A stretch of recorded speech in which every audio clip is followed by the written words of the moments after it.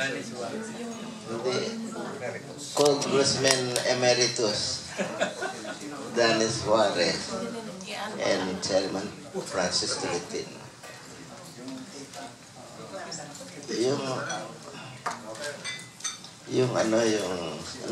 Ano ba yung pinag-uusapan natin? Well, we're talking about destiny and dynasty. Oh. No, I was going to say, yung dynasty ni Binay, ang dami niyan. Tatay, nanay, anak, 5. Pabor ka ba doon na kung maging presidente si Binay, the whole family will go up to Malacanang? Well, right now, Abby will be on her 3rd term. So she cannot run in 2016. What will be left will be the Vice President, the son, and the Senator. So it will be only 3. By 2016, if Jojo will survive all this barrage of continuous demolition proof, then there'll be only 3 Binays. Unlike Francis, I don't know how many Tolentinos are there in the area and how many Suarezes in Quezon. Hindi na pwedeng tumakbo siya sa pwesto ni Abigail. Maybe you're saying that one Binay will run in the seat of the congressional. I don't know, but I have my doubts, Neil. I don't think with all these issues, I doubt it they'll come up with another Binay to run in the congressional seat of Abi. Tagaytay.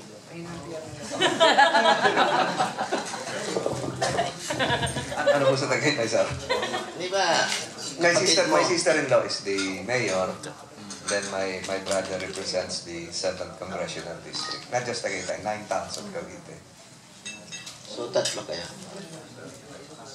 2 lang po sila. Hindi naman po ako elected. Hindi. Mas maano yung pwesto. Basically, ganun po. Essentially. Okay, let's get down to the subject that everybody is waiting for. No? Yung traffic, is there any hope that the traffic jams will go away? Ang nakikita po kasi, Manong Neil, ngayon, yung traffic po natin is, ang nakikita natin, experiential and situational. Ibig sabihin, pag na-traffic ako, ba't ako nakatigil dito? We all commiserate with that situation. We all experience that. Pero, yung tanong po sa akin, I answered that from the point of view of MMDA. Hindi po akin lahat yung sagot eh. For instance, na-traffic ka sa Magallanes kahapon. Ay ginagawa po sa Magallanes ay portion na ginagawa ng DPWH to repair Magallanes Bridge, o na-traffic ka sa Osmeña dahil ginagawa yung Skyway. Hindi po amin yun. Na-traffic ka sa Quezon Avenue papuntang EDSA dahil ang daming bumaba sa MRT. Nagsira yung MRT. Hindi rin po amin yun. Na-traffic ka nung Martes dahil tumigil lahat ang lakas ng ulan. Nagbulwakan yung mga drainage. Hindi rin naman po amin yun.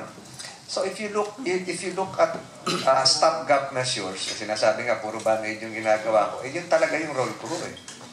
But the midterm, the long term, ibang agencies at interagency. For instance, Manong Neil, dala ko po ngayon yung kalalabas lang na March 2014 ng JICA roadmap, the Dream Plan. Ang sinasabi po ng JICA, for 2030, to have a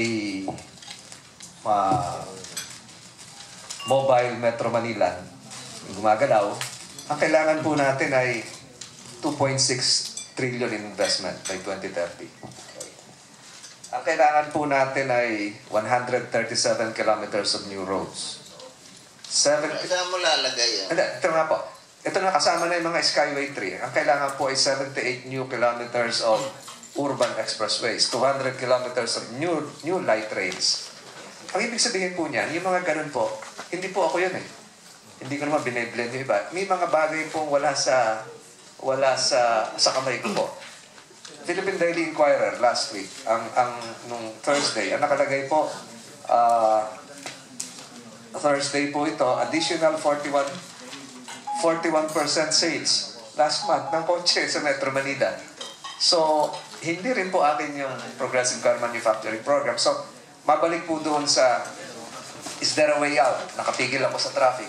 So, siguro ang maiging maintindihan ng mga kababayan natin na natatraffic, ano ba ho yung dahilan nito? Ang dahilan po ba ay dahil pinabayaan na? O ang dahilan ay may ginagawa naman? Sa palagay ko po, dapat on the positive side, isipin po na may ginagawa. Halimbawa po, ang DPWH. Ito nga, daladala ko yung isang cartoon editorial na Manila Bulletin. Welcome to Metro Manila. Lahat nun, nandito na po. Skyway Project, Bridge Close, Alternate Route, Road Reblocking, Road Construction, and what have you. These are projects meant to address the current traffic situation on the short term. Ito na ho yung mga hinukay. Meron po tayong 75 kilometers na drainage na halos nakaalsa ngayon yung mga tubo.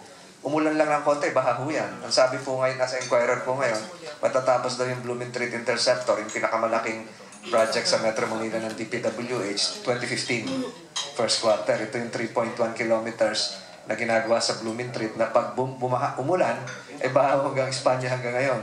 So traffic na po yan. Nagtahan, Espanya, Arpapa, lahat na po yan. Pag na-traffic ka, sabihin ng tao, ba't ako nata-traffic? Nakalimutan ko pa kong banggitin na nung nakaraang 2 buwan, meron ngang resolution sa Senator Miriam na naglabas ng 35,000 provisional authority sa track, ang LTFRB. Na yun po ngayon yung kahit anong gawin ko sa Katipunan, yun po yung sumasadsad doon. So, ang dapat po sigurong tanong dito, ano yung dapat gawin para lahat pong ito ay maunawaan?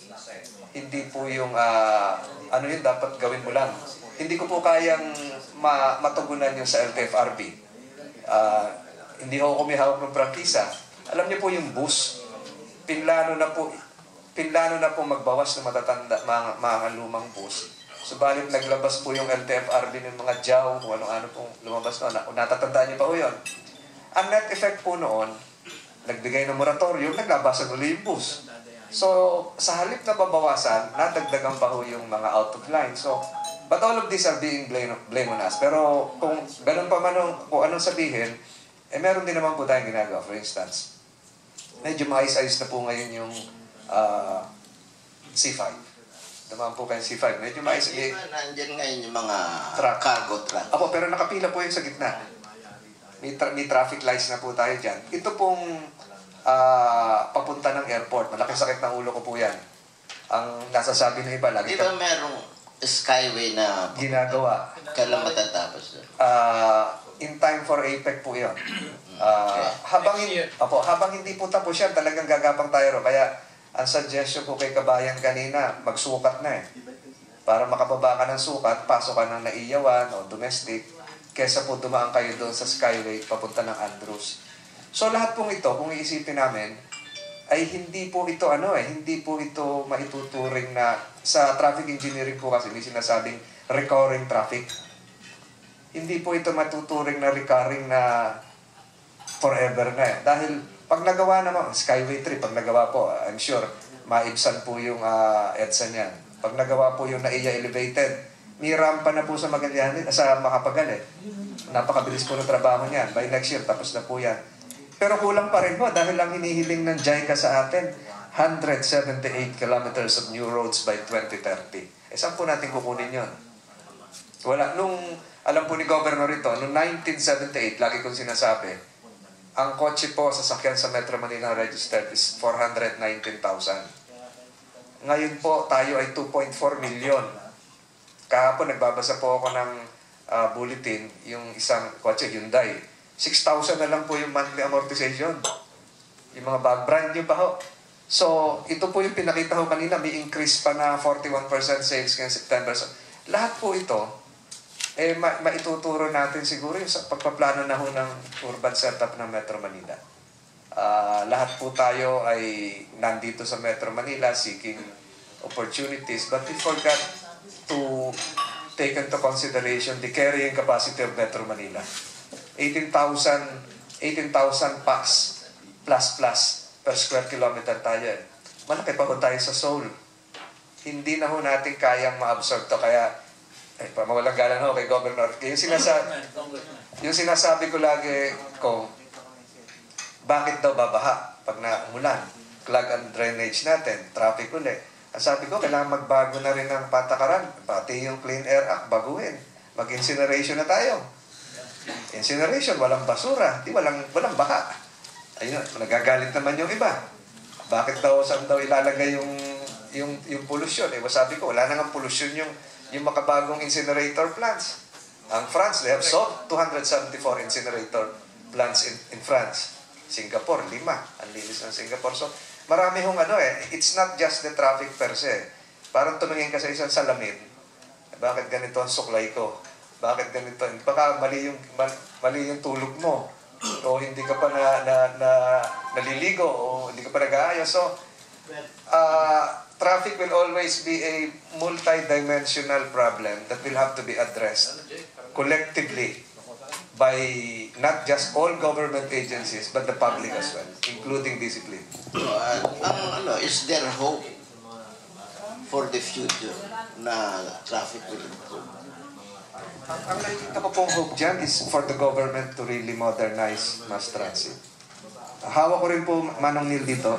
Hindi pa lumalabas po ito. Ito na po yung Manila Central Subway. Okay, ano ba yan? Doable? Halos tapos na po itong pag-aaral na ito. Dalawa po yung naglabas ito. Yung una po ay Korea.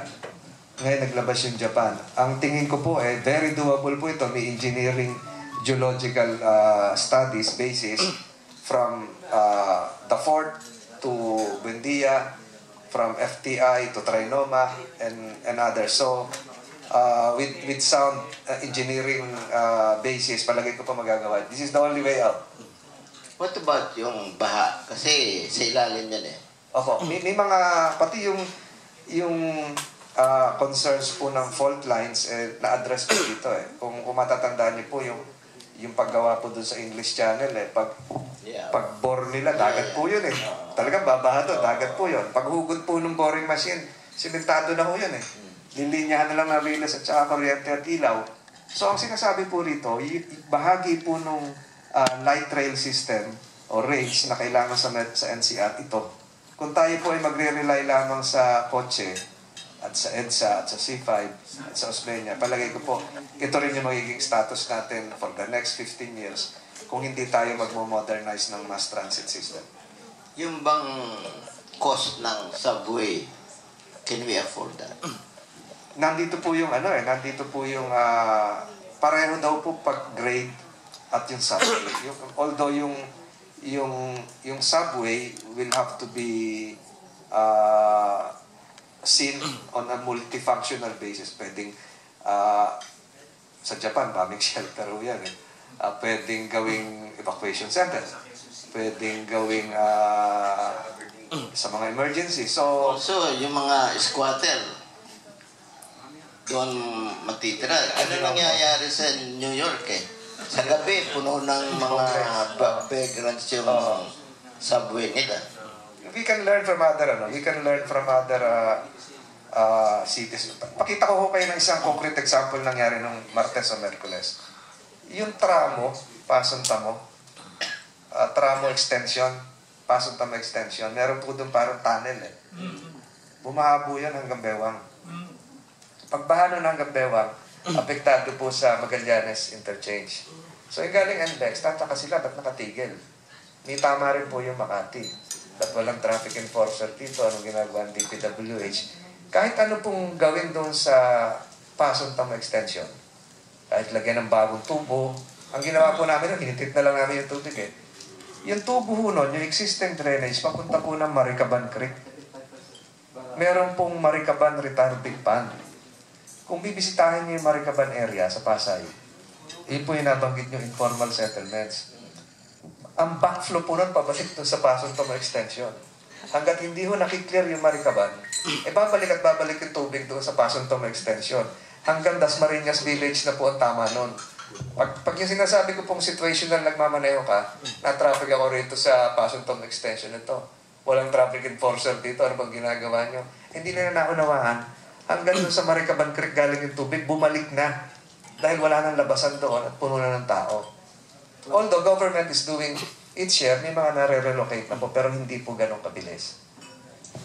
Ang isang sinasabi nila, yung vehicles going from north to south or vice versa, from NLEX to SLEX, dumadaan pa rin sa gitna ng Metro Manila na wala naman silang business doon. So, hindi ba kailangan magkaroon ng bypass para yung dadaan itong mga ito? Yan nga po yung concern nitong ginagawang Skyway 3. Dire-diretso na po yun ang Balintawak. So, pag nangyari po yan, first quarter of 2016, okay na po tayo dyan. Pero yung pinaka long-term solution po yung C6. C6. Yari na po yung Pasig at Tipolo eh. Magkakaroon ng yun sa around the lake. Opo. Yeah. Tutuloy po yan ng San Jose del Monte, Bulacan. E-exit na po yan ng NLEX. So, kaya po yan. DPWH concern po yan. May mga right-of-way problems. Matagal na po nakaplano yan eh. Hindi rin sakop ko po yan eh. Pero kung magagawa yon, kasama po yung pag-expand ng mga ports sa labas ng Metro Manila. Malaking kalawagan po. Kaya lang, hindi ko turf yun eh. Pwede tayo mag-suggest, pero hanggang doon lang. Pero yung magagawa ko naman, ginagawa ko. For instance, for information of Congressman, yung Pasig River Ferry system, wala akong taker noon. Hindi kami na lang ang nagpatakbo. Ano yan? Tumatakbo yan. Walang traffic ko doon. Ang mga kababayan lang natin, ayaw gamitin. Mas maigi pa sa kanilang mag-boss. Pero sabi ko, magdi-discount na kami ng 20%. Kakaunti pa rin ang gumagamit. Wala akong traffic, dire-diretso, on time kayo, comparable yung prices. Nandun ho yun. Halos hindi na ho napapag-usapan ngayon. Magpa-raffle ka, yung ticket sa ferry, mananalo ng kotse. Alam po ni Congressman yan, meron silang waterway din sa Unisan eh, sinasabi. Well, to add up to the issues, nung previous administration, we talked about the two issues that's affecting now, and one of that is the quality of EDSA. EDSA is not just the thoroughfare, but it is a highly opinionated highway. Meaning, when we talk of Metro Manila, we talk always of EDSA. But the truth is, it's not just EDSA. It's a problem. So, during our time, we thought of doing a massive asphalt overlay that's already approved by ADB to do a massive upgrading of roads from Caloocan all the way to the airport. And when I was trying to explain the rationale of the project, I said, EDSA is opinionated. It's the first highway of an investor who is going to Manila. Pagbaba mo ng terminal at sumakay ka na, papunta ka sa mga CBD, yung Commercial and Banking District, hindi ka pwedeng hindi dumaan sa EDSA. Oo nga. So, kailangan ng bypass. Ngayon, nung pinag-uusapan namin yung perang yan, with due apology to former MMDA Bayani, he is objecting to the cost. Sabi niya, mas cheap to reblock. To reblock. Reblocking na lang yung mga problemang kalsada. Sabi ko, a major asphalt overlay na I think ang plano nila is about, I'm not mistaken, it's more than a feet. That will last for 20 years. And I said, kung magkakaroon ka ng diferensya, madali ang repair. Pangalawa, there is nothing like a smooth ride, yung seamless na ang ganda ng takbo mo. from Caloocan all the way to Makati and Pasay. Biro mo yung tuloy-tuloy ka na hindi ka kakabog-kabog. And I said, it's opinionated. You know, makita man lang ng mga investor na we have a highway that we can be proud of. Hindi na amin na-confront yan during our time. Nag-away pa nga kami sa cabinet meeting kasi ako ang oversight nun. Sabi ko, nung nagkakapiko na kami, sabi ko, yung highway, ibigay mo sa DPWH, doon ka na lang sa mga pink urinals mo, yung ginawa mong ihian doon sa tabi ng kalsada. Eh, anyway, afterwards, of course, apology din ako kay Chairman Bayani. Pangalawa, itong sinasabi ni Francis, tungkol dito sa ipupush niya yung, hindi sa kanya yan, a mass transit is DPWH. But the fact that he is pushing it because he see it as a solution is a senatorial aspect. Maganda yung concept ito si Francis. Anyway, ang mass transit, alam mo naman ito, Neil, because you've been one of the proponent of. Alam mo tayo ang kauna-una sa Southeast Asia na nagkaroon ng mass transit. Yung Line 1. We were ahead by a mile with Jakarta, with Indonesia, with Malaysia, with anyone. Tayo ang with Hong Kong. Sa Tokyo, matagal na. Well, matagal na yung kanilang train. Pero yung ito, nung magawa na natin at nakita natin yung advantage, naunahan tayo ng ating neighboring countries. And it took us more than, because sabi mo is, Marcos years ito ginawa. And then ang kasunod, yun ang Line 3. And then Line 2. But look at the gap. Ngayon, for the information of our friends in media, a mass transit system, like a train, is an equalizer between a rich man and a poor man.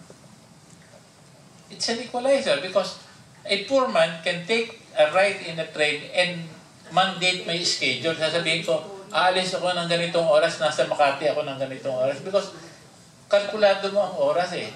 Hindi sa ibang country, you can tell the time by the arrival and departure of the... That's what I'm saying. If you are a poor man, you cannot afford a private car. Because a rich man with a driver will say, o bilisan mo or bagalan mo kasi hindi ako nagmamadali. Kailangan akong makarating, bilisan mo yan. Bilisan mo.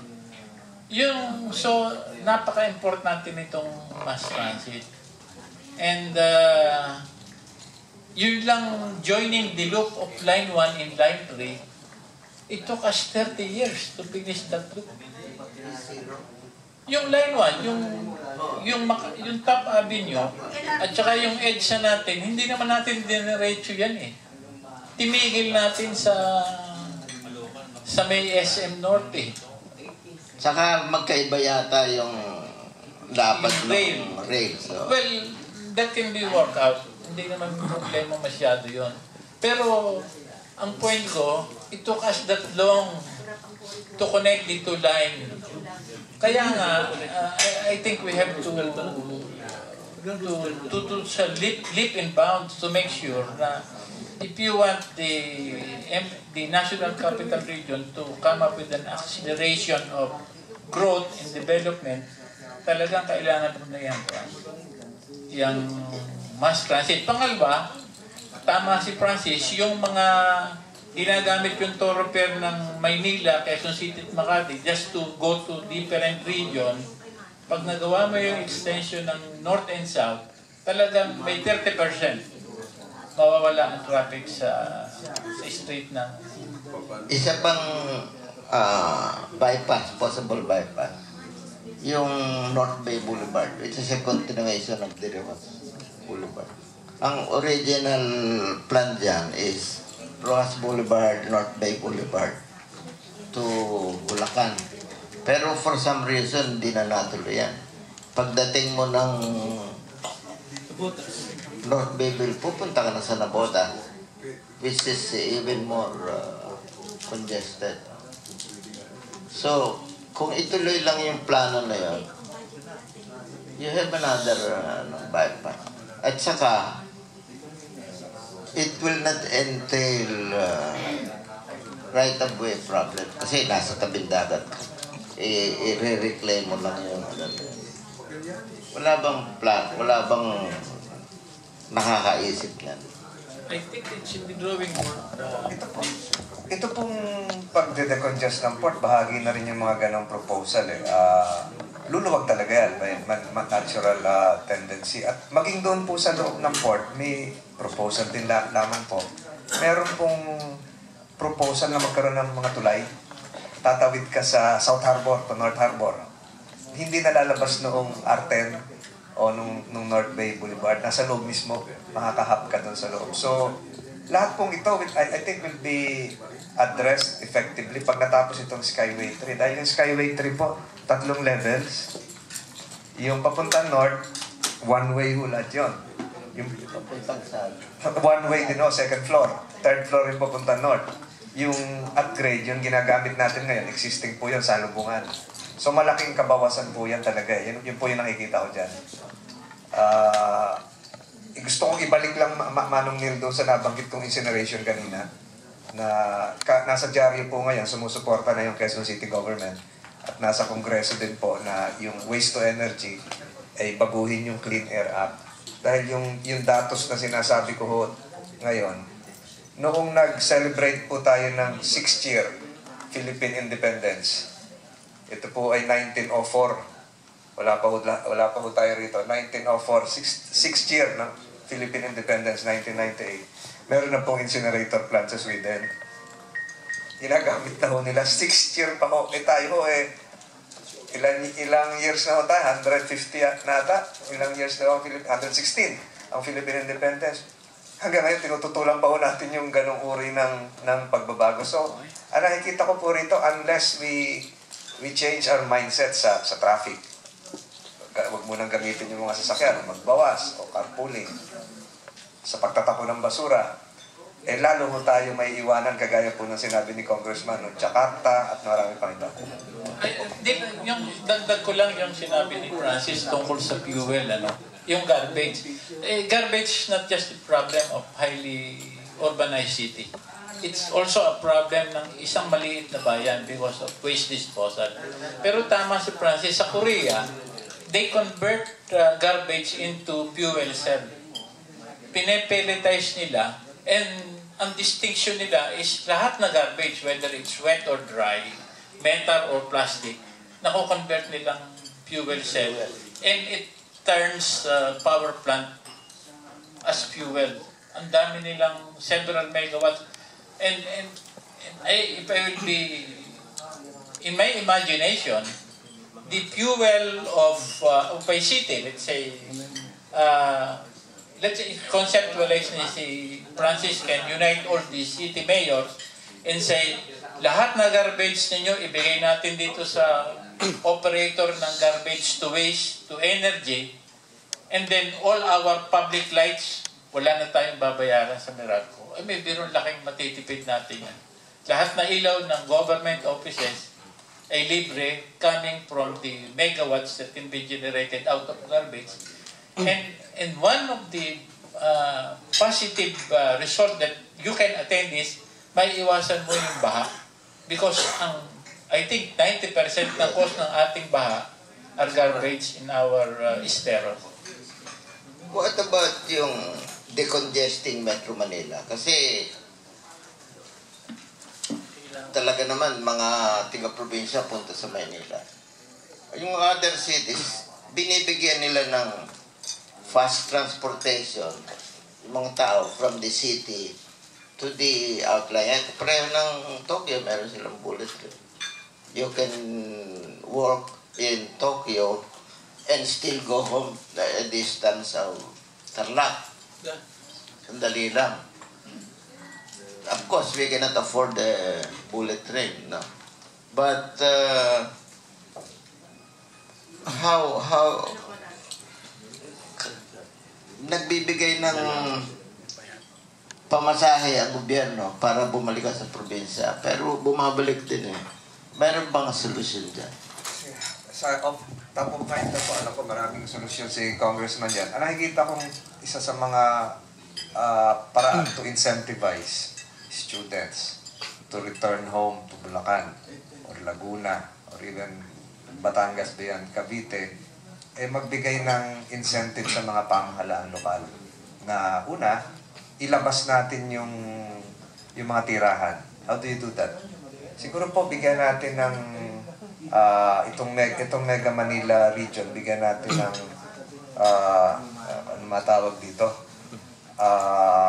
Urban Migration Absorption Incentive Fees o incentive. Ibig sabihin nun, Halimbawa po, kay ang tiga malapit-lapit po, halimbawa po mga tiga Santa Rosa, tiga Binyang, para makapagpatayo na, maraming lupa pa ho doon, medyo mataas na, para makapagpatayo ng affordable dorms or housing, dahil sa Metro Manila rin napasok, para mag-uwian, dagdagan natin yung IRA, yung paligid na yun. Dagdagan natin yung IRA for them to empower them to construct, to tie up with private. Nandun din po yung mga private realtors doon sa paligid na yun Ang ginagawa po doon, mga weekend homes na lang po yan yung mga binili ng mga kababayan natin nag-abroad, hindi naman natin tira. Ba't hindi natin bigyan ng paraan yung mga LGUs na magtayo kayo para yung mga kababayan nyo napunta ng Metro Manila, magsiuwi doon. Isa po yun sa paraan. so ang trabaho nandito sa Manila Opo. Kaya sila nagpupunta rito. Pero dito naman nakatira yung iba Dito. Yun yung karamihan niya nagiging squatter. Yes, but if you provide additional amenities for them, baka yung mga iba doon ma-encourage pa maging entrepreneurs. Pagtayo na lang tayo rito, yung mga eskwelahan nasa labas ng Laguna, ng Metro Manila, marami na ho Nandyan ho yung mga sa Scholastica ngayon. Hindi lang ho maka-afford na mag-expand dahil yung mga teachers galing pa rin ng Metro Manila. So, ba't hindi ho dagdagan ng IRA yung mga bedroom communities ng Metro Manila for them to really provide the amenities and to encourage their residents to stay put and let the schools move out of Metro Manila through the CHED and let other opportunities be derived from a housing boom, so to speak. Ang problema yung transportation cost Kung nakatira ka sa, let's say, Pampanga, Bulacan, coming here, nauubos na yung kikitain mo for the day. Alam niyo, Manong Nip, it will follow Magagaling din ng mga bus operators natin Alam nila kung saan may demand Alam nila kung saan ang linya kailangan. Hindi magsisiksikan sa Metro Manila. Naisip ko lang, tapos dumahin ko lang po yan. Bakit dito sa EDSA wala naman demand? There are so many buses na walang laman. Bakit nagsisiksikan pa rin sila dito? Neil, sandali. Yung point mo is this, why is, kaya na sinabi ni Francis, when we were talking earlier, sinabi natin, ang nighttime population ng NCR is mababa as compared to the nighttime population of Region 4. Kasi tulugan na ang Region 4 Pero ang trabaho nasa NCR. Ngayon, let's talk of expanding. Let's say na ngayon, ang dami natin BPOs, di ba? Now, if you put these BPOs on the outskirt of, you put it in Alabang, you put it in Valenzuela, you put it in the outskirt sa Antipolo, sa mga area, then they don't have to crowd the area of NCR and be a major thoroughfare of these workers. Ngayon, that's one solution. Give them incentive. Na if you put your business establishment on the outskirts and, apology to Makati, Quezon City, and Manila, and Pasay, doon na muna sa labas. May incentive ka pag doon mo nilagay yung iyong opisina. So, nakakatulong ka sa traffic. Number 2, which I think Francis will agree with me, ang isang cause ng traffic natin ngayon talaga, basta maraming tao, maglalagay ka ng mall.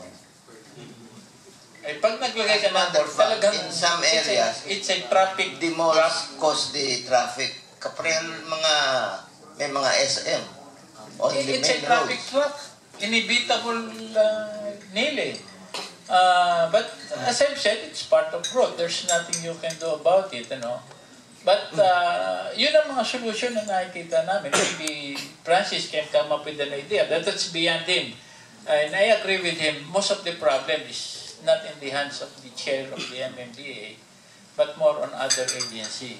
Pero itong mga solution na pinag-uusapan natin, if it can be properly implemented, it's up maybe for the next government to look into with serious concern. Kasi hindi maaaring ganito na lang tayo. Hindi na pwede yun. It was 100 million na tayo in a few years. Palaki pa tayo ng palaki. What about the observation that there are too many vehicles in too few streets dito sa Metro Manila? Every year, at least 300,000 new cars are added, most of which end up in Metro Manila. So, kung patuloy-tuloy ang ganyan, saan malalagay yung 300,000 additional, ano? Pera pa yung mga ni-smuggle.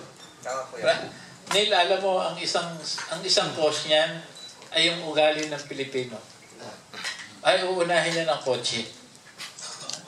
Iiwanan ang lahat, pero kailangan magkaroon ako ng auto. Yan ang dream ng bawat isang yun namang iba. Sa isang pamilya, makaipon lang ng konti, they'll be... their priority. Status symbol. Naupa ako sa apartment, pero mas uunahin kong maghulog ng auto. Hindi lang apartment. Nakikita mo sa mga squatter colonies, pro squatter yan, ha? Pero sa gabi, nakaparada yung mga kotse dyan sa ano. So, ang ano niyan is, yun namang ibang bumibili ng kotse, they do it as a form of self-defense. Hindi sila makasakay sa mass transit. They buy the car to provide them with sure transportation. Ngayon, gaya sinabi ko nga, every year, dumadami ang mga private vehicles. Anong gagawin natin to prevent? Kasi, pahirap ng pahirap yung traffic situation.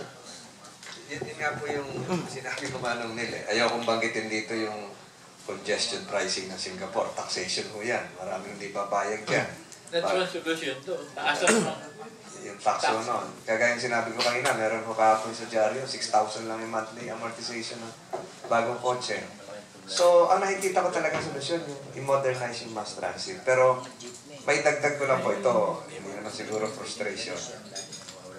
Ever since I assumed office, hanggang ngayon, hindi pa ako nagkaroon ng isang araw na lahat ng kalsada ng Metro Manila, kahit kakaunti, walang repair. Since day one, hanggang ngayon, ni-repair eh. So, ibig sabihin, yung road space capacity natin is not there 100%. For any given day, you have to confront the situation wherein at least 50 to 60 kilometers of our roads are affected by road repairs, road maintenance, road upgrades, flood control upgrades, Manila water diggings, and what have you. So how can you manage a 5,000 kilometer road network which is not available in the first place? Hindi available eh, ginagawa eh. So how can you think of possibilities sa ilipat mo to rito? Hindi naman natin pinag-uusapan yun, may basketball court, o pinakaparada, napapakiusapan pa ho yun eh. Pero yung nahukay na, hindi mo mapapakiusapan yun dahil nakabungkal ho yun. Pag ulan no, naapaw yun. At hindi mo madaanan yun.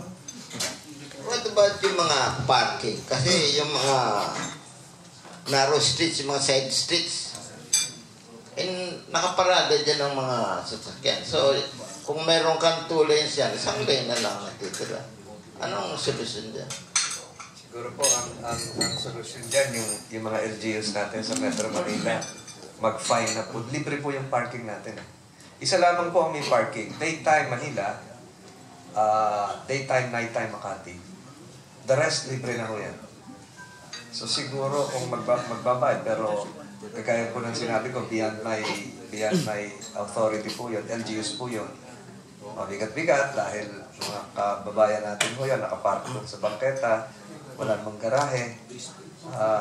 Siguro yung fines will be coming from LGUs. Sa Japan, Tokyo, pag wala kang garahe, hindi ka pagbibira ng kotse. Can't we do that? Siguro po LTO yan. Pero mabigat po yung yung step on private private rights, which the concerned government authority, LTO, wala namang karapatan na i-impose na gano'n. Siguro LGU pa rin. Hindi naman magagawa basta sa LGU dahil nandun yung mga barangay officials natin, nandun yung kultura natin hindi basta papayag na. Yun na nga yung mindset Wala akong pagkakaiba dun sa 6 years old tayo na bansa. May incinerator na sa Sweden. So may mga ganong pagbabago ng mindset na hindi kaya natin malunok. Well, sa mga private subdivisions where I'm staying, for instance, when you talk of no parking, pwede kasi sabihin ni Francis, these are the alternative routes. You don't want to use EDSA, then here are the major routes. I mean, it's nice in the drawing, but the problem is local government enforcement because pag nagparada na yan, nachochok din yung alternative route mo. Dapat when Francis talks to the mayor and say, okay, dito sa Mandaluyong, ito natin ang gagawin. Make sure that at any one time, walang nakapark dyan, tuloy-tuloy yung daloy ng traffic. Well, local government, yun. Tingin mo sa mga past subdivision, like Forbes Park, where doon ako, pag walang overnight parking doon sa kalsada, wala kang makikita ang kalsada nakapark sa lahat. Kasi lahat sila may garahe. Pero marami ron, more than 2 cars. Oh, yeah. But what I'm saying, we follow. Pag sinabing walang nakaparada sa kalsada pagdating ng ganitong oras, wala talaga nakaparada. So, if we can do that in private villages, a local government of national capital region come up with an enforcement that ito ang ating master plan. Because right now, I think Francis have to go to alternative route already by the time we're... At tama ako, Francis. Palagi ko, maghahanap ka na ng bagong route ngayon na sabi mo, you want to go to Quezon City, you're from here, mag-GPS ka pa, sabi mo, ito ang alternative route 1. Meron si Francis, alternative route 2. Kung dito ka papunta, ito gamitin mo, and GPS can do that for you. But as I've said, you need the support of the mayor. Okay, isang tanong kay Chairman. Sa traffic sa Metro Manila, who has the last authority? Kasi minsan yung MMDA, yung LTFRB, yung local government, hindi nagkakasundo. So, who has the last say when it comes to traffic? Yung bumanong din na nangyayari ngayon, sa mga mayors, okay po kami. Ang nagiging problema lang, yung sa LTFRB side, to admit that. Kasi gaya po nung bigla mag-issue ng 35,000 na prangkisa sa truck. Saan naman kung manggagaling bigla yun? Ito yung mga green plates na biglang tumakbo, na wala sa kondisyon. So, yung koordinasyon sa mga mayors ng LTFRB minsan nagkukulang. Bago po siguro padaanin yung bus sa Las Piñas o AUB, konsultahin si Mayor Aguilar.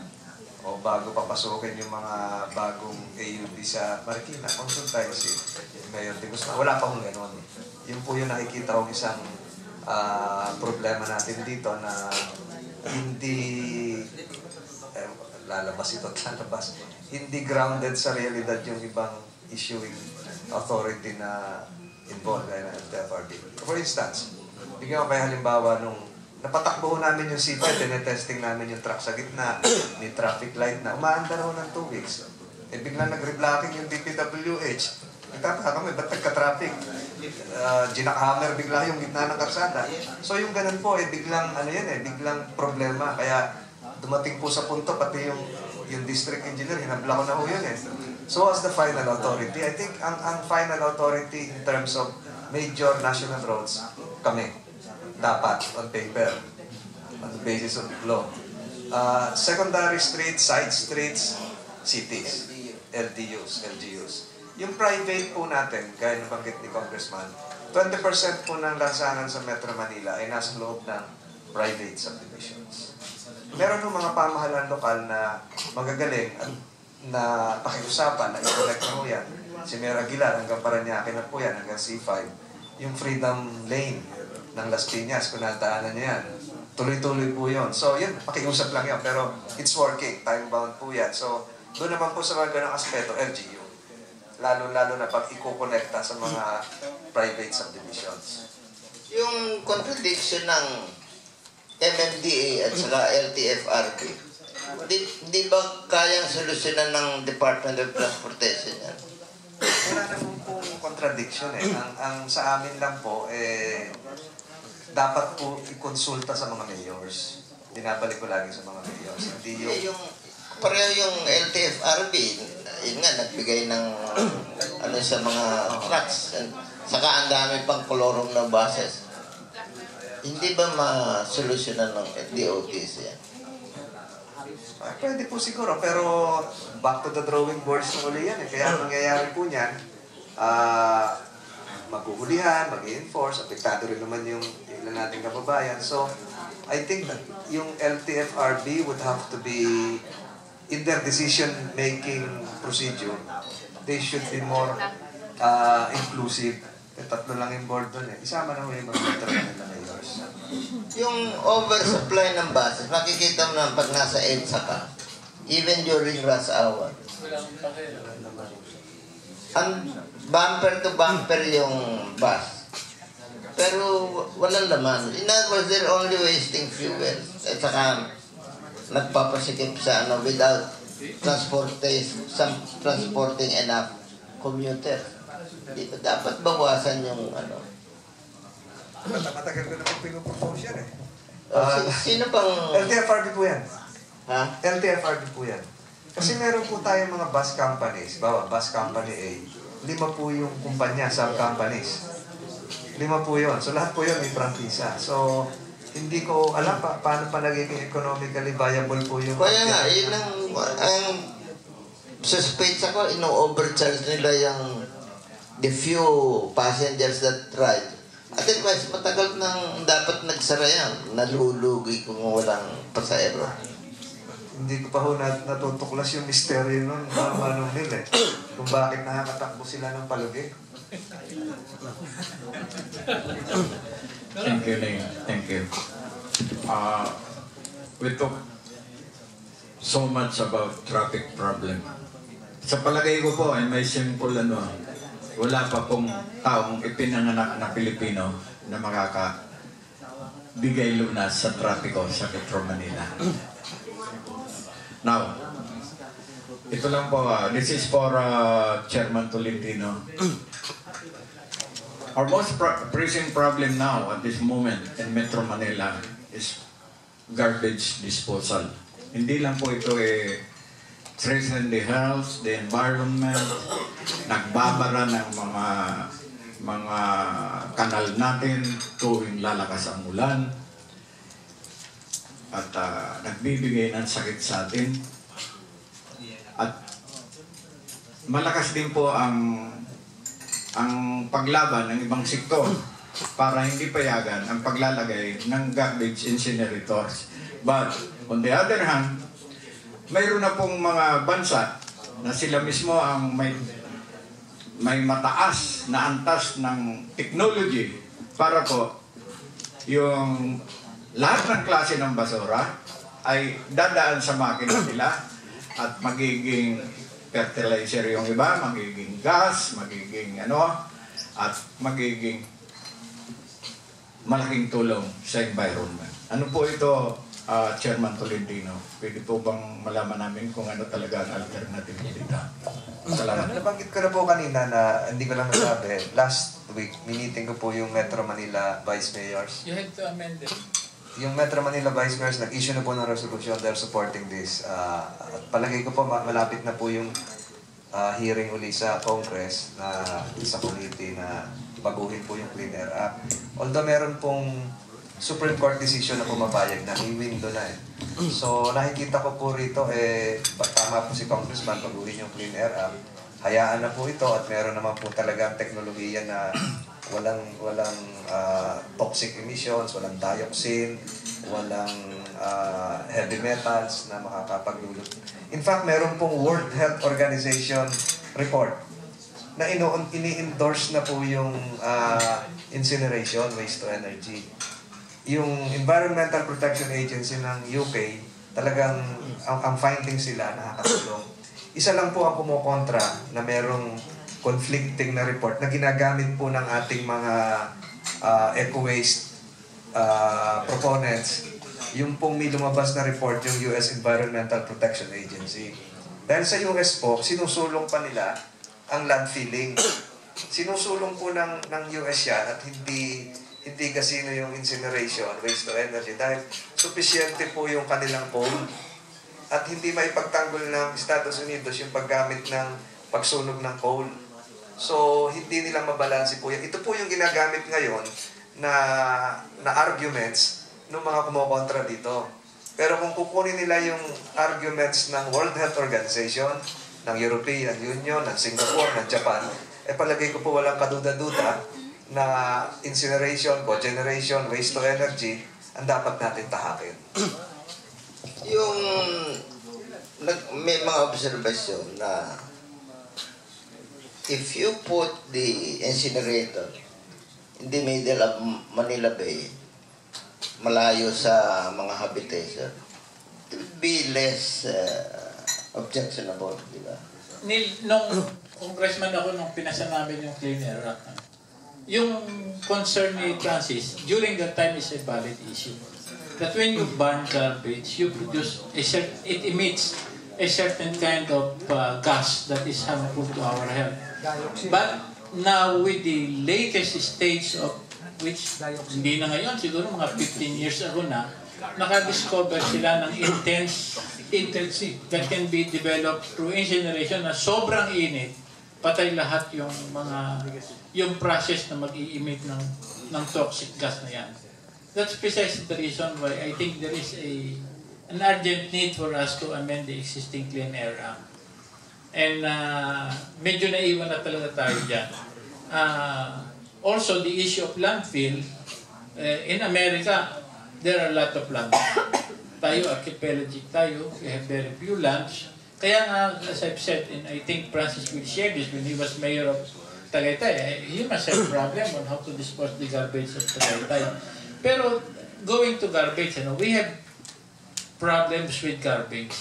In Metro Manila, yung garbage, nasa truck pa lang, nire-recycle na.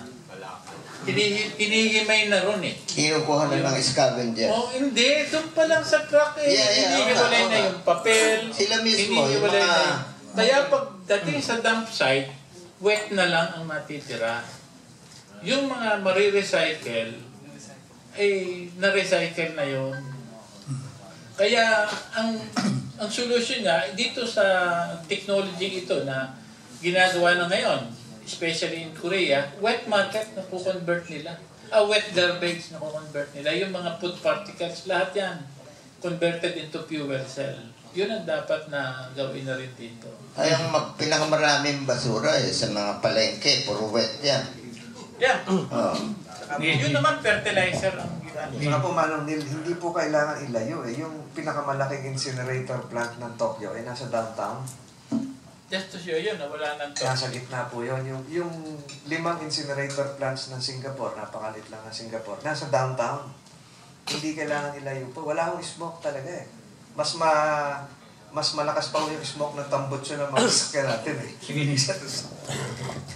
Chairman, matanong ko lang ho, di ba ho ang Metro Manila Authority ang in charge ng flood control of Metro Manila? Sa batas, ituloy ko na po. Sa batas po, yun ang nakalagay, flood control. Pero may bahagi pong malaki na wala sa amin. Alam po ni Congressman ito. lahat po ng big ticket items ng flood control, pagawain, DPWH. Kaya nakikita niyo mga naka-uniform na orange minsan na natulong din mag-declag, DPWH. Lahat po ng project sa General Appropriations Act ay DPWH. Yung big ticket items. Pag nagawa po yon ng DPWH, itong Blooming Treat Interceptor, ginagawa po ito, 3.1 kilometers po yan. Pag nagawa po yan next year, ito turnover po sa amin yan. Pag turnover sa amin yan, ito turnover sa amin yung project. Ito na, turnover, inaugurate na natin ito.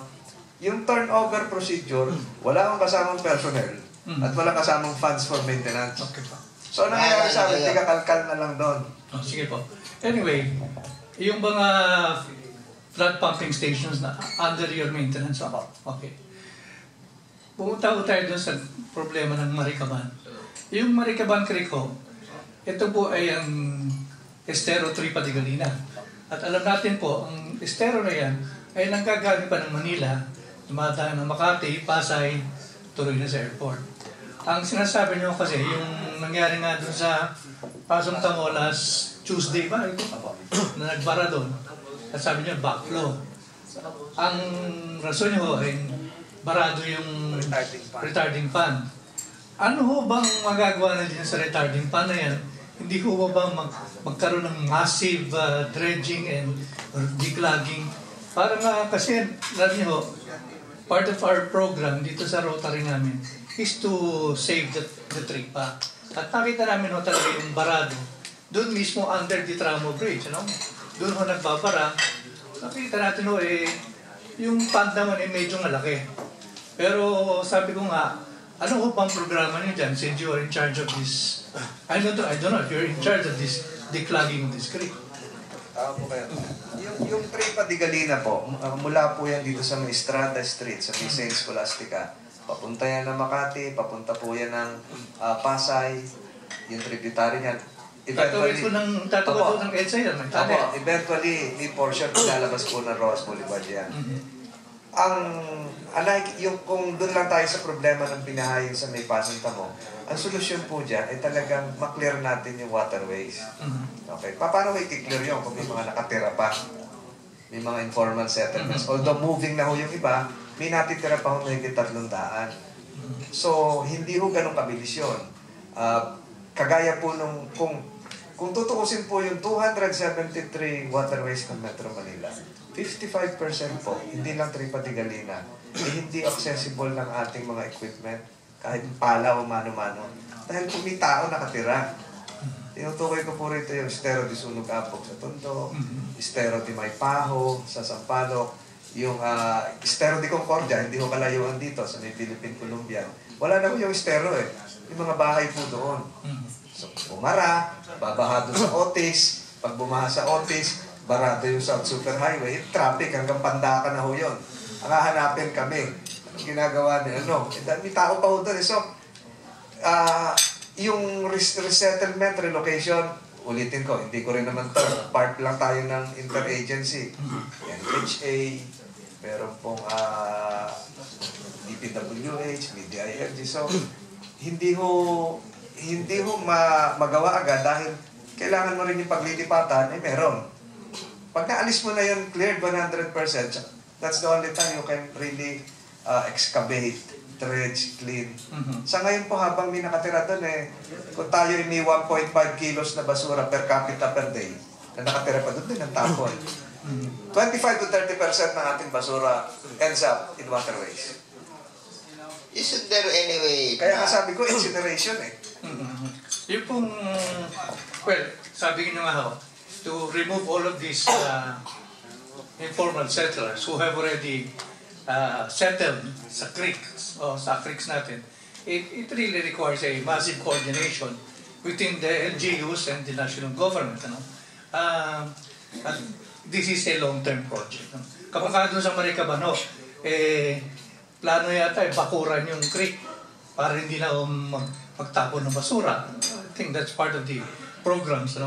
But let me go to another topic po. Nagmamaneho sa C5 nung Sabado. Walang ginagawa itong motorsiklo kundi swerve to the left, swerve to the right, swerve to the left. Minsan, pag may nagano, binubusin na ako, sabi kong pumunta doon sa lane. Yan ho yata ang cause ng additional motorcycle accident dahil hindi na ho sinusundan. Maski sa EDSA, hindi na rin sinusundan ho yan. Of course, sa Rose Boulevard, wala tayong motorcycle lane, pero mas grabe dyan. So anong plano natin dyan sa disiplina itong mga motorcycles natin? Ako, with the permission of Congressman, ipakita ko po yung tunay na dahilan nito. Yung Commonwealth, maintain natin yung motorcycle lane. Okay yung team natin dyan, pati yung speed limit. Makapagal, maintain po. Yung sabihin ko na ho yung tunay na sikreto. Yung EDSA C5, sabi nila C5, ba't kakaunti na ang tao nyo dyan? Bakit kakaunti na rin ang tao mo minsan sa portions ng Pasay? 300 tao mahigit nandito sa Port of Manila na hindi naman natin trabaho dati. Nung nilift po yung truck ban at umalis ang Manila Traffic Enforcement Bureau, take over po kami. Saan ko kukunin yung tao? Kukunin ko po yan sa iba't ibang traffic districts. Sila po yung naka-assign from NLEX, Bonifacio, C3, Port of Manila, Anda Circle, papunta dito sa area na ito. So, yung enforcement angle po namin ay nabawasan. Dahil nandito ngayon nagtatraffic na ho sa truck. 300 plus ho yun, 3 shifts. So, we're losing personnel dun sa mga dating areas na hinihigpitan namin.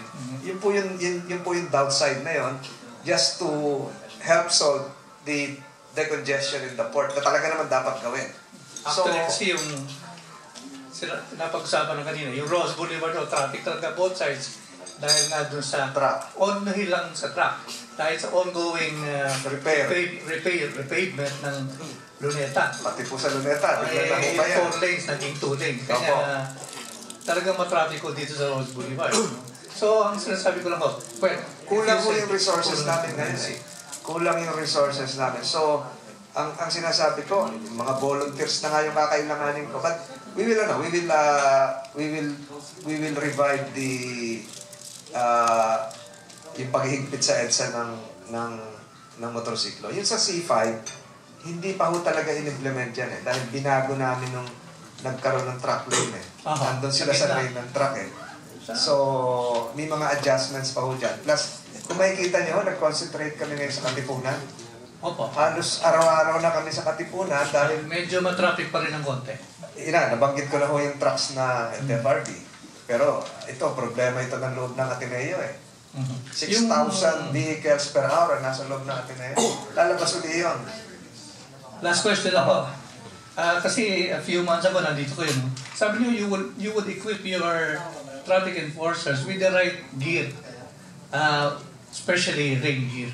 Kasi that is what happens when the rain comes, wala ng traffic enforcer. But maski Manila, maski local LGUs nawawala. Kaya nagiging mess. Itong nangyari nung Sabado, talagang grabe yung traffic sa Avenida C3. Wala akong traffic enforcer. Hindi ko lang. Wala naman of course, I don't know kung... Hindi ko namin area yun. Hindi nyo area nga yun. Caloocan area na yun. Pero sabihin ko, dapat siguro ituloy nyo yung mabigyan ng rain gear ng enforcer. So there is no more reason to disappear. Tama po kayo. Isang frustrating po yun. At ito nga ho yung sinasabi ko kanina sa Kabayan. Paghihiwalayin ko na po yung with the permission again of Congressman, taking too much time. Paghihiwalayin ko na po yung traffic enforcement at traffic management. Narinig ko mo yung kanina. Yung traffic management, talagang magta-traffic ka. Yung enforcement, ito yung mahuhuli. Kagaya po sa PNP, pag pulis ka naman, hindi ka naman SOCO, hindi kasi IPG, specialization, ito po yung tinatahak namin ngayon na hindi, pag nakita mo yung traffic enforcer, siya na lahat. Mag-iimbestiga, mag-aayos ng plat na gulong, lahat na, mag-aatid ng tumatawid. So yung traffic management, ito yung mag-i-ensure na lang na traffic. So hahatiin po namin yung grupo namin, ikaw traffic enforcement, ikaw traffic manager. So ito po yung ma-expect nyo sa mga darating na mga linggo. Pwede ho, last question na sinulot ni Roy, pwede ho ba bang pagbawal yung pagbenta ng motorsiklo sa Manila? Sa probinsya na lang daw dahil talagang napakaraming motorsiklo lang dito. Saka hindi ho, I'm sorry, I think they do not go into a learning mode, how to ride a motorcycle or how to operate a motorcycle. And of course, yung ating highway roads and regulations, hindi ho yata marunong itong mga motorsiklo na ito eh. Yan ho nagiging problema natin. Of course, that becomes a problem pag abutan sila ng aksidente. So, yun lang, nabanggit ko lang yun. Yun po siguro ang dahilan din yung wala tayo pang viable na mass transit, modern mass transit na nagagamit ng mga kababayan natin. Pero kung titingnan niyo po yung model ng India, ng Taiwan, ng Vietnam, talagang puro motorsiklo po yan. May nagsuggest nga po na bakit hindi kayo mag-allocate ng kalye na puro motorsiklo na lang. Next year po, ang report sa darating yung cheapest Harley Davidson coming from India, 750cc Indian version. Palagay ko po, pag dumating dito sa Pilipinas yun, pag-aagawan yun eh. Mura? Mura po. Okay. Ang 350,000, Harley Davidson. So yung mga nagtatrabaho sa yung mga kabataang bago graduate, pa kayo nang bilhin. So hindi mo natin maaalis yung option na motorsiklo. Kailangan lang po safe, nag-training, at alam yung tama po kayo, yung traffic regulations. Okay, yung napapansin ko, kasi I commute from Makati to Quezon City every day. During the afternoon rush hour, dyan sa EDSA, almost no traffic enforcer. Kaya yung mga bus, nag-stray away from their 2 lanes, pumunta doon sa kaliwa. Nakakadagdag effect. Walang nanguhuli. Ito po yung tunay na larawan ng Makati to Quezon City. Sa bawat araw po, sa umaga, 60% ng volume ng sasakyan, kotse man o bus, galing po ng Quezon City papunta Makati. Papasok yan, Makati o Deport. Sa hapon, yung 60% naman po, yun ang babalik. So, yun po yung nakikita nyo, kaya mabigat paghapon, pa-QC. Ang atin pong mga enforcers, ito na nga, kaya nililinaw ko na po yung management at enforcer eh. Meron po kasi tayo dito, ang isa sa problema natin sa EDSA, meron po tayong natural conflict po dyan eh. Yung galing Magallanes, halimbawa, nag-e-expo doon eh. Yung galing ng tulay na Magallanes yung bus, kakanan yun ng papuntang Dasmariñas, kukuha ng pasahero yun. Yung galing na SLEX, kakaliwa naman. So may conflict po doon. Siguro yun yung mga areas na choke points na hindi kayo nakakita ng kasinong enforcer. Dahil hindi naman sa iba. Wala ko talaga magagawa doon. Talagang pa-exo yun eh, yung area na yun. So ang tao namin, ito ng Ayala, papunta ng Guadalupe ho ang problema namin. Yung Guadalupe, sige po. Good morning po. Chairman. Chairman, di ba last September 16, if I'm not mistaken, nilate na natin ulit yung, we will impose again, the penalty para sa anti-littering or loitering. Na-impose na po ba natin ulit? Yeah. I mean, di ba for a while we suspended it daw? Hindi po. Tuloy po yan. So, hanggang ngayon, sir? Tuloy po yan. I-open niyo po yung website namin. Slowly, silently, we're doing this eh. Ang apprehension namin ay 1,000 na po. 1,000 na po. MMDA.gov.ph. Nire-report namin on a weekly basis kung ilan yung nahuli na anti-littering. Hindi ko sinususpend. So, it's not suspended? Hindi po. Thank you. Yung mga jaywalking. Ay, tuloy din po yan. Kasi ang napapansin ko, yung pedestrian overpass, masyadong magkakalayo. So yung mga, sa halip na lumakad siya sa They'll take the risk. they'll take the risk, lalo sa Commonwealth. Gaya po yan, Manong. Yung mga footbridges, overpasses, ang nagpapagawa po ngayon, road board. So, kami nagsasuggest like, gawin dito ilagay. So, hindi ho rin namin kontrolado kung saan eh. So, yung programa namin ngayon, i-privatize na lang yung existing ng footbridges. Sila yung mag-maintain, security guard. Wala pong bayad. Gaya po sa Libis, mawawala po yung vendors. May security guard. Meron toilet. Wala akong bayad yung tumatawid. Saan kukuha ng income yung private? May ilaw pa. Ang nire-request lang nila, ay magkaroon ng isang espasyo na mayroong advertisement. Okay.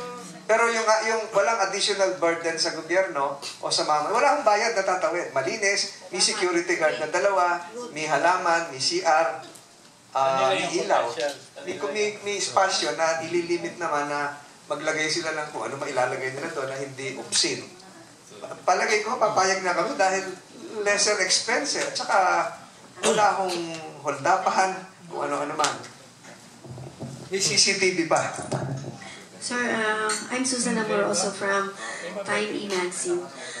My question is, yung sa macro, yung macro ano po ng MMDA, di po ba lahat po ng mga cities ay nagbibigay po sa inyo ng pera? Ano po ba yung ginagawa nyo dun sa pera? At magkano po yung nagagastos nyo taon-taon? At ano po yung mga infrastructure na dapat gawin ng MMDA? Di ba po may mandato kayo? So, yun po yung gusto kong malaman. So, yung, first, lahat naman po yan na naka-reflect sa ano. Yung lahat po yan napupunta sa MOE. So, kung makikita nyo yung ating mga tao nagwawalis, kung nakikita nyo yung bayad natin sa Meralco sa mga buong Metro Manila, ating mga traffic lights, yun po yung binibigay. Doon po napupunta yan. Meron po tayong mga ilang street lights sa kahabaan ng EDSA. Doon din po napupunta yan. So, and a lot of other things na unprogrammed. Bibigyan ko kayo ng example ng unprogrammed. Pista ng buong Nazareno. Okay. Hindi naka-program. Wala sa budget yan.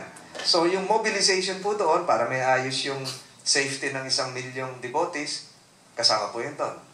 Hindi lang naman po tiga Maynila ang dadala doon. May tiga Marikina, may tiga probinsya, kasama po yun. Unprogrammed po yun. As I speak, there is a group of Davao commuters and motorists within Metro Manila na nagmo-motorcade ngayon. Wala sa program yun. Mr. Ganon for President Movement. O doon napupunta yung pera na yun. Ito hong Task Force Pantalan, causing traffic for the entire Metro Manila. Unbudgeted po yan. For the last, how many months na. Doon po napupunta yun. So, ibig sabihin, meron kami mga expenses din na unprogrammed, pero sa infra, halos wala po kami. Ang infra po natin, kanina nga, nilabas ko yung mga plano, ang infra po natin ay DPWH. Or DOT. DOTC. But these are all, yung contribution ng LGUs are all accounted for, including thousands of constituents and residents of various LGUs working with the MMDA. Ang dami ho yan. Pwede ginrap ko na ho yan. Ilan ang tiga ganito, ilan tiga ganito. Meron po akong isang susubpang question. Tungkol po sa garbage, di po ba isa sa mandato ng MMDA, linisin po lahat ng kalye ng Metro Manila? Kasi po, ang alam ko po, nagbibigay po ang bawat LGU ng percentage ng kita nila sa MMDA para po sa garbage disposal at pagwawalis. Ano po ba yung nangyayari between MMDA and the LGUs? Bakit po napakarumi ng kalye natin? Di ba pa sinabi nila, basurahan daw ang Metro Manila. Samantalang po nung panahon ni Imelda, if I may say so, napakalinis po ng kalye ng Manila. Balikan ko yung 1978, panahon ni Mrs. Marcos. 1978 nga, 419,000 lang po ang sasakyan sa Metro Manila noon. 1978, compared to today as I speak, 2.4 million. Ibig sabihin, nung 1978 po, hindi pa ganun karami ang tao. If we have a 1.5 kilos per capita ng garbage per day, 8,200 tons po yan per day. Okay. Ang paglilinis po sa bawat city, door-to-door garbage collection, hawak po ng LGU. Yung ating po mga Metro Manila aids, bilang na bilang niyo po yan sa Commonwealth at EDSA lamang po at portions ng C5. So, hindi po trabaho ng MMDA na walisan yung kanuok-nuokang kanto ng sukat at kung saan-saan. LGU po yan. Ang door-to-door hauling, LGU din po yan. Kaya nga nung wala pa siguro kayo, pinanukala ko na at sinuportahan ako ng Metro Manila Vice Mayors it's about time we go into incineration. Yes, yes. Sunugin na po natin yung basura, pero yung hindi po namin mandato na yung 636 square kilometers ay walisan. Okay. Hindi ho namin kakayanan yung physically. So, nandun lang kami sa ilang major thoroughfares. Hindi ho lahat. Ganun din po sa traffic. Sa traffic po, ang mandato namin, major thoroughfares din po. Hindi po kami nagtatraffic sa balik-balik. Hindi po kami nagtatraffic sa Laong-Laan. Hindi po kami nagtatraffic sa Fairview. Hindi po kami nagtatraffic sa Tramo. At dun sa maliliit na lansangan. If I can just add to the statement of Francis, I'll have to credit Francis with the fact that yung controlled area ng MMDA, malinis naman. If you can see, EDSA, wala kang makikitang basura dyan. Isa lang siguro ang pakikiusap ko kay Francis na i-maintain niya and make sure na yung mga ilalim, huwag nang tirahan ng mga squatters because talagang nakaka-depress yun sa araw. Yung papasok ka sa opisina, makikita mo yung mga nandilimahid na nagluluto ron, may 4 na bata. It's depressing eh. And it's bad for investment na makikita. They cannot even control our indigents. Ano? So, ang point ko, Francis, if you can... Kasi yung nung araw, tinutuloy-tuloy mo yung beautification ng mga underpass. Ano? Although tayo mga problema mo ngayon, yung mga water seepage, yung waterproofing. Kasi kahit anong paganda mo, lagyan mo ng tiles, napupan ako after mga 2 or 3 months, kumukupas, ano? Because of, palagi ko waterproofing yun, ano? But in defense of Francis in maintaining the roads under his control, tama naman yung pag-aayos. Hindi na po ito kasama sa programa. Inihiling ko lang po sa mga kasama natin dito. Nabatiin natin ang ating magaling na host ng pinakamaligalig na kapihan sa buong Pilipinas. Pinil Cruz sa kanyang birthday. Happy birthday. Happy birthday to you. Manong din. Kailan ang birthday niya? Okay. October 8. Kay Chairman Francis, isa na lang dahil alam kong nagtatrabaho ka naman ng maigi para sa kapakanan ng bayan.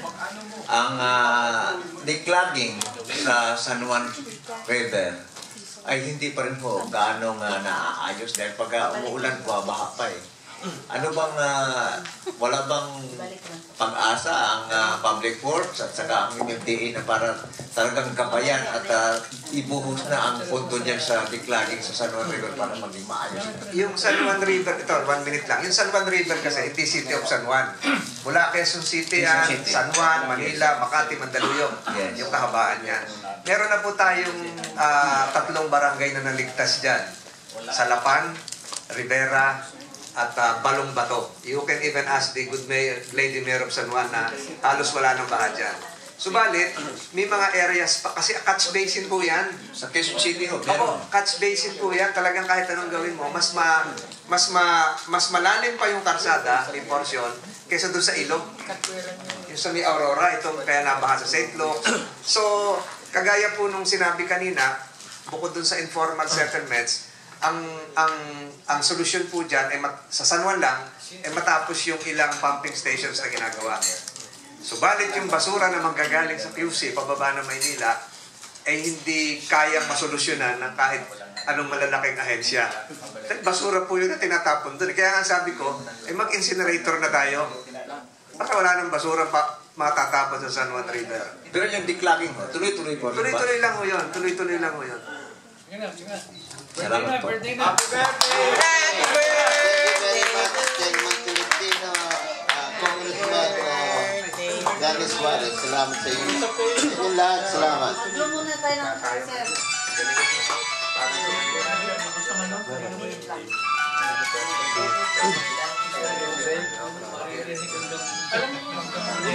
Happy birthday daw yun, happy birthday. Magkasama ko. Dalawang kapitbahay.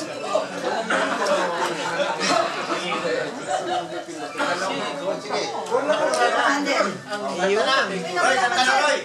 Happy birthday. Happy